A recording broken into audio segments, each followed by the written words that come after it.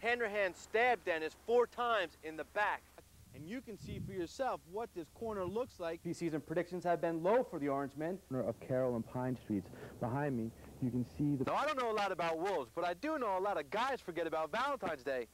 With volunteering being the backbone of this whole operation, I figured I'd go get a taste of volunteering for myself. The young people may very well be the difference. The fact that it corresponds with the first week of hunting season was donated by the village of Endicott to put down this concrete. In part 3 of Inside the Force, Fox 40's Steve Brennan goes undercover with the Special Investigations Unit of the Binghamton Police as they sting Johns on the streets of Binghamton. Hey, how you doing? What's going on? You want to hang out? Yeah, sure. All right. You got money? Yeah, where you want to go? I got a friend's house we can go to. Okay. How much money you got? How much do you want? What do I got to do? What's your set? 35 or 40 bucks? All right, I got 40. 40? Yeah. Cool.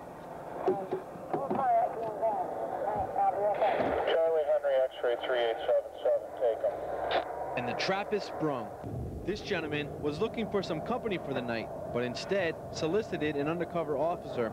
The sting to nab Greater Binghamton's Johns started back at police headquarters. I'm going to give you each some money. If somebody makes an offer, hey, you want something? Oh, yeah. Buy a rock or whatever. Don't let your money walk. Don't get in anybody's car.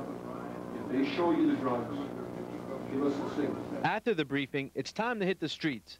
These stings are designed to send a message not only to the Johns, but to the prostitutes, many of whom are deeply rooted in drug activity. Our goal here is to make it known that if people come down here to engage in this stuff, that we'll get on them and they'll get arrested. And if the word gets out, well, all the better. So they target a block well known for prostitution. Right now, it's close to 9 o'clock. We're on the corner of Carroll and Pine Streets. Behind me, you can see the police decoy who's actually speaking to 2 gentlemen right now. If they are to take her services, police from all around the block will converge on the situation. But until that point, it's all a matter of a waiting game. But the wait was short. This alleged John offers crack cocaine for sex. We moved in, and his night lurking around the streets is over. Minutes later, another car stops. The offer is made, and we are back in pursuit. Surprisingly, this man says he is glad he got caught. I've been on the phone with my ex-therapist in California. It's hell. It's absolute hell. Well, you got caught, so maybe that's the end of it. Listen as this guy talks to the decoy.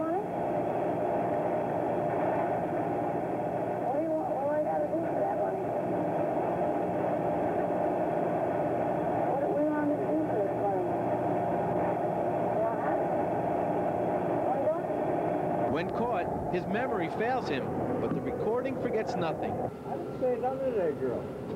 I was trying to get her down the bar.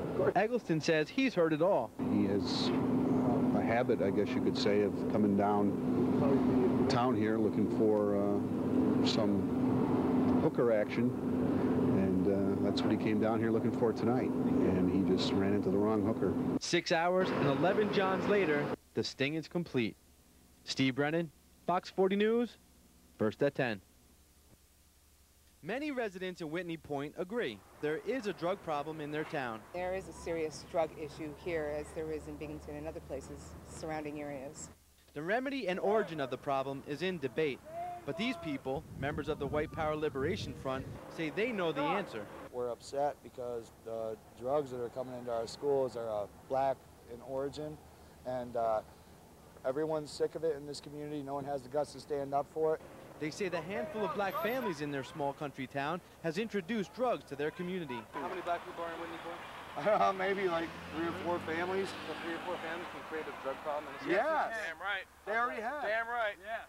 How's that possible? Look around. Who are the ones They get selling hooked drugs? on it. They get hooked on the drugs. We found a family that the group was speaking about, and they said they have a message of their own. Oh, come on, I show them the black in me. I tell them better than that. I show them the Indian that's in me. But what about the white that's in me? I guess that part is all right, right? Is any of that all right? Is that an issue, or that's not an issue? McCollum says she moved to Whitney Point from Brooklyn to get away from the world of drugs. And although this group says they are trying to protect the youth of Whitney Point, they've recently harassed her drug-free young black daughter.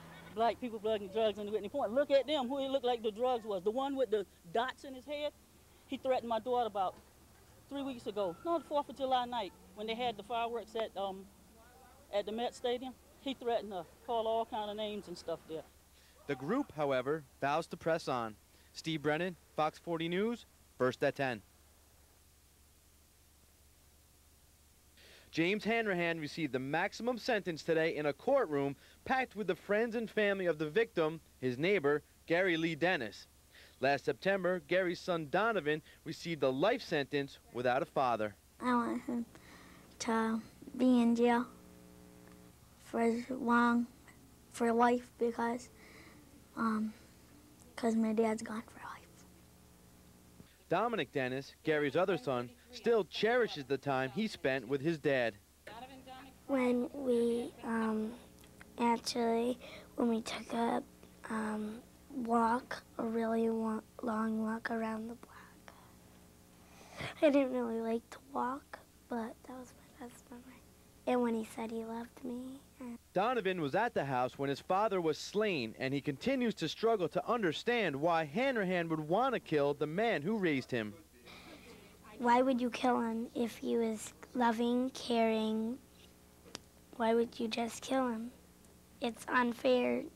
Although Hanrahan was originally charged with murder, a grand jury only found enough evidence to indict him on the lesser charge of manslaughter. The incident occurred right here on this porch. After an altercation, Hanrahan stabbed Dennis 4 times in the back. Dennis's family says the attack was not only malicious but cowardly, and they're very disappointed in what they perceive as a lenient sentence. We think sitting in jail is too good for a murderer like you. I guess you're just lucky you live in America.